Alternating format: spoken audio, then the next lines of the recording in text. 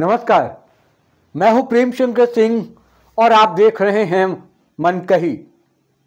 बिहार विधानसभा चुनाव 2025 का जनादेश सिर्फ सत्ता परिवर्तन की कहानी नहीं है, ये बड़े राजनीतिक संदेश की तरह सामने आया है।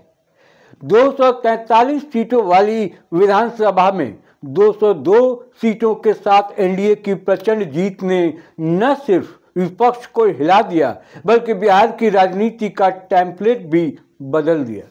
इस जीत में संगठन, नेतृत्व और रणनीति के साथ साथ एक ऐसा फैक्टर भी उभर कर आया जिसकी चर्चा अब सियासी गलियारों से लेकर सोशल मीडिया तक हो रही है।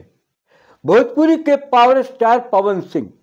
सवाल यही है, क्या चुनावी मैदान में पवन सिंह की आवाज और स्टारडम ने एनडीए के पक्ष में माहौल बनाया?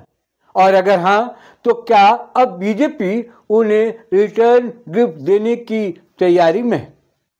चुनाव प्रचार के दौरान बिहार की सड़कों, चौक चौराहों और सोशल मीडिया पर जिस गाने ने सबसे ज्यादा शोर मचाया वो था जोड़ी मोदी और नीतीश जी के हिट हुई। ये सिर्फ एक चुनावी गीत नहीं था बल्कि एक सियासी नारा बन गया।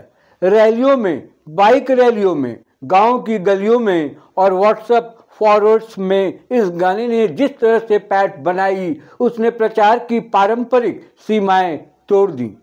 पवन सिंह की लोकप्रियता, उनकी आवाज और भोजपुरी समाज में उनकी पकड़ ने एनडीए के संदेश को जन जन तक पहुंचाने का काम किया।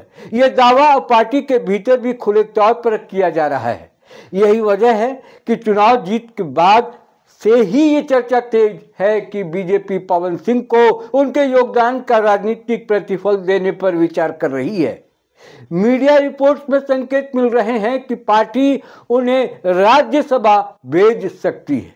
फिलहाल शीर्ष नेतृत्व की ओर से कोई आधिकारिक बयान नहीं आया है, लेकिन अंदर खाने मंथन जारी है। राजनीति में अक्सर फैसले बयान से पहले संकेतों में दिखते हैं और बिहार में हालिया प्रशासनिक और संगठनात्मक फेरबदल इसी ओर इशारा करते हैं कि पार्टी कुछ बड़े कदमों की तैयारी में है। दरअसल बिहार की राजनीति की नज़र अब 9 अप्रैल 2026 पर टिकी है, जब राज्यसभा की 5 सीटें खाली होने वाली। मौजूदा गणित के हिसाब से ये सीटें अलग अलग दलों के पास हैं। 2 आरजेडी के खाते की, 2 जेडीयू की और 1 उपेंद्र कुशवाहा की पार्टी के पास। एनडीए की रणनीति साफ बताई जा रही है। इन 5 में से एक भी सीट महागठबंधन के खाते में न जाने दी जाए। सत्ता पक्ष का लक्ष्य है कि सभी 5 सीटें एनडीए के खाते में आए। सीट बंटवारे को लेकर बातचीत चल रही है। सूत्रों की माने तो बीजेपी को 2 सीटें मिल सकती हैं, जेडीयू के खाते में भी 2 सीटें जा सकती हैं और 1 सीट लोजपा रामविलास को दी जा सकती है। हालांकि इस गणित में एक और दावेदार सामने आए हैं, हम के संरक्षक जीतन राम मांझी, जिन्होंने राज्यसभा की 1 सीट की मांग रखी है।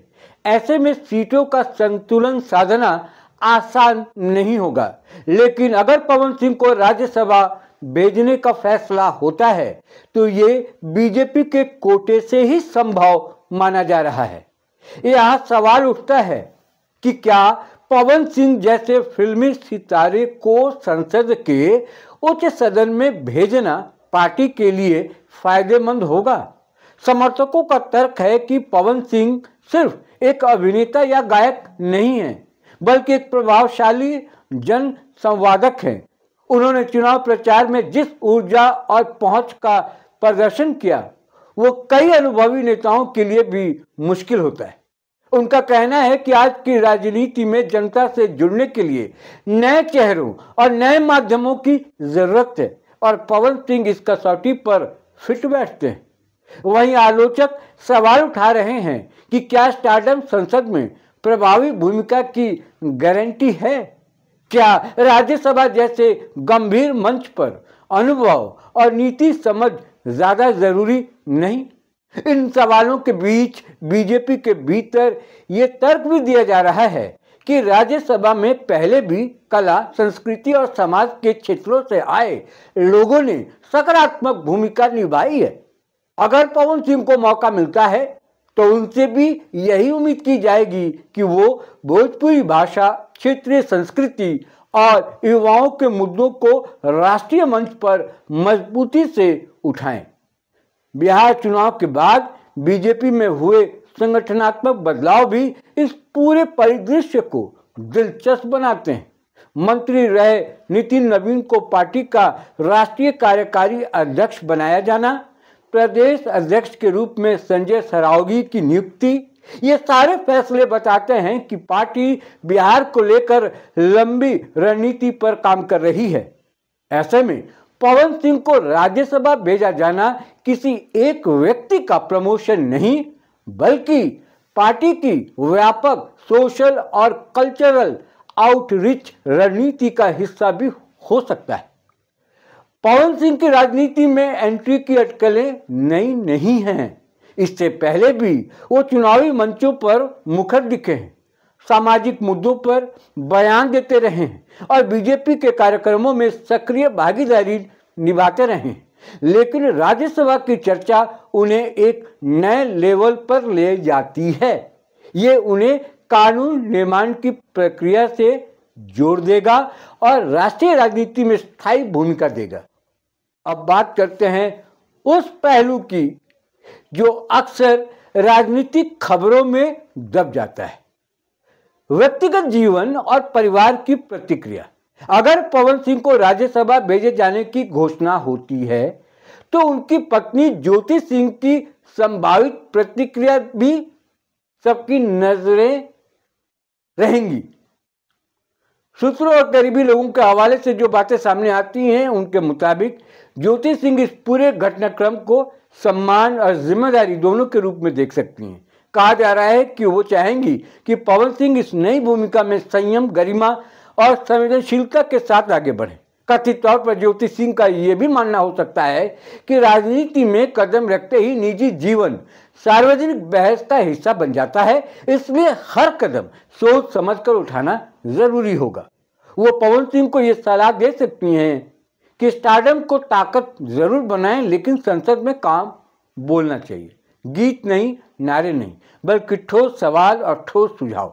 हालांकि ये प्रतिक्रियाएं संभावित हैं और किसी आधिकारिक बयान पर आधारित नहीं है, लेकिन परिवार के नजरिए से ये स्वाभाविक अपेक्षा मानी जा रही है।